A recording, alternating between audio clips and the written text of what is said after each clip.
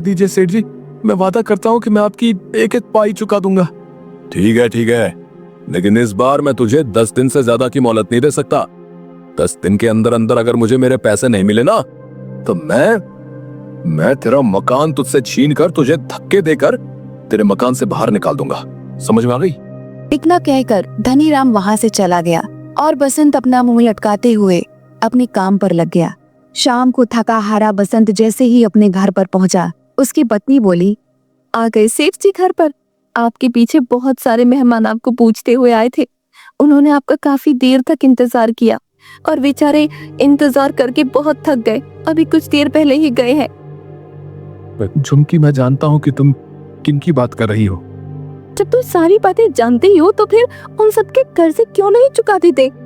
तुम अच्छी तरह से जानती हो झुमकी, पिछले कुछ सालों से मेरे साथ क्या हो रहा है। मैं जब भी कुछ पैसे जमा करता हूँ वो किसी न किसी तरह से खर्च हो जाते हैं। पिछली बार माँ का पैर टूट गया था, उसके इलाज में कितने पैसे खर्च हो गए।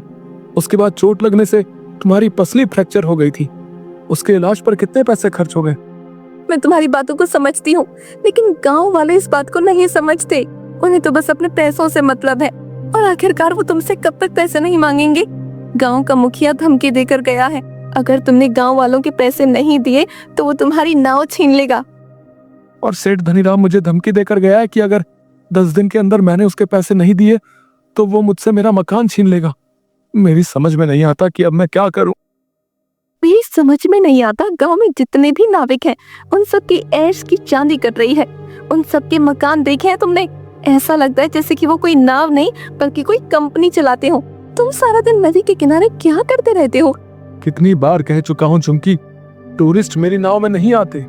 ये क्यों नहीं कहते कि तुम्हारी नाव में गांव के भूखे नंगे लोग ही आकर बैठते हैं? उनसे तुम्हें कितनी आमदनी होती होगी। तुम अपनी नाव में नदियापुर घूमने आए सैलानियों को क्यों नहीं बिठाते? जितने भी नाविक हैं वो झूठ बोलकर टूरिस्ट को अपनी नाव में बैठाकर सिर्फ उन्हें चूना लगाते हैं, और मुझे झूठ बोलना नहीं आता। नहीं चाहिए मुझे हराम की कमाई। अरे सच्चाई के देवता, ये धंधा है। ये क्यों नहीं कहते कि तुम्हें धंधा करना ही नहीं आता? जिसे तुम धंधा कह रही हो मैं उसे अच्छा नहीं समझता। मेरी तो किस्मत ही फूटी हुई है कि मुझे तुम्हारे जैसा पति बेवकूफ